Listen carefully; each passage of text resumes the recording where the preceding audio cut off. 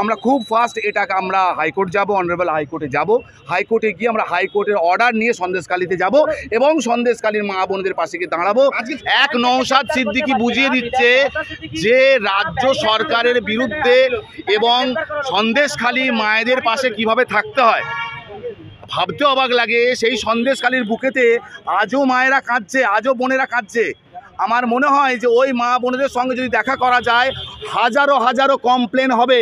নওশাদ সিদ্দিকী সন্দেশখালী, নওশাদ সিদ্দিকী আরও একটা প্রোগ্রাম ছিল আমাদের নেতা সেখানে বাসন্তীতে, সেখানে যাতে না যেতে পারে, যার কারণের জন্য রাজ্য প্রশাসন একটা আটকে দেওয়ার সব প্রবণতা ছাড়া আর কিছু দেখা বলে বোঝা যাচ্ছে না এখানে কিছু। এই নওশাদ সিদ্দিকীকে বারবার বিভিন্নভাবে আটকে দেওয়ার চেষ্টা কেন করছে শাসক? কারণ শাসক দল বুঝে গেছে, শাসক দল এটা বুঝে গেছে যে রাজ্যের একমাত্র একটাই বিধায়ক, ইন্ডিয়ান সেকুলার ফ্রন্টের একটাই বিধায়ক আছেন, যে বিধায়কের ফ্যান ফলোয়ার এবং ইন্ডিয়ান সেকুলার ফ্রন্টের যে মানুষের জোয়ার, এই জোয়ারকে আটকাতে গেলে নওশাদ সিদ্দিকী ভাইকে আটকে রাখতে হবে, এছাড়া আর কিছু না। নওশাদ সিদ্দিকী ভাইকে আটকে রাখতে হবে, তার পরিণামে আর এটা একটা ভয়, নওশাদ সিদ্দিকী সাহেবকে ভয় দেখানো হয়েছে, বা নওশাদ সিদ্দিকী সাহেবের যারা ইন্ডিয়ান সেকুলার ফ্রন্ট আমরা যারা আছি, ইন্ডিয়ান সেকুলার ফ্রন্টের যে সকল কর্মীরা আছে তাদেরকে শুধুমাত্র ভয় দেখানো হয়েছে বা ভয় দেখানোর চেষ্টা চলছে যে তোমাদের নেতাকে অ্যারেস্ট করছি, পারলে তোমাদের অ্যারেস্ট করব।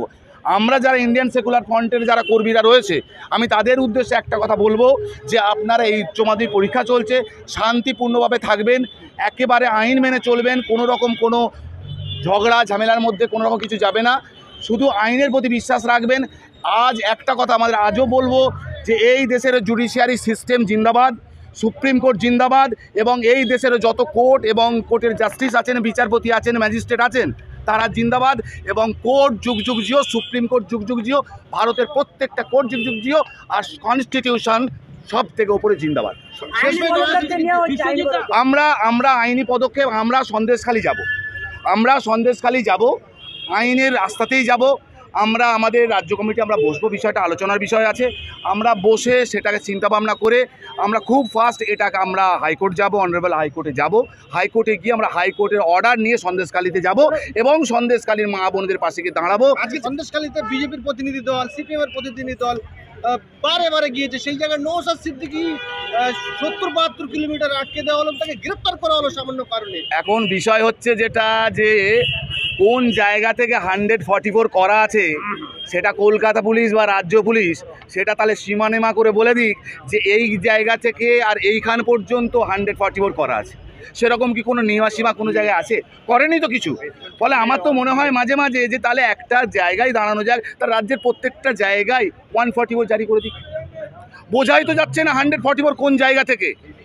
আর বিষয়টা আমার সঙ্গে আইসি সাহেবের যে কথা হলো যে 144কে ভায়োলেট করার জন্য অ্যারেস্ট করা হয়নি, উনি বলেছেন যে 144 ভায়োলেট করার জন্য অ্যারেস্ট হয়নি, কারণ 144 ভায়োলেট করলে 188 হবে বেলেবেল সেকশন। 151 সিআরপিসি মতো অ্যারেস্ট করা হয়েছে, শুধুমাত্র যে উনি গেলে একটা জায়গা যে কোনো কিছু হতে পারে, ভয় আতঙ্ক, রাজ্য সরকার ভয় পাচ্ছে, কিন্তু ইন্ডিয়ান সেকুলার ফ্রন্ট জুডিশিয়ারি সিস্টেমের উপর ভরসা রেখে ভয় পায় না, কারণ আমরা কোর্ট এবং কোর্টের অর্ডারকে মানব আর কোর্টের অর্ডার মেনে চলবো।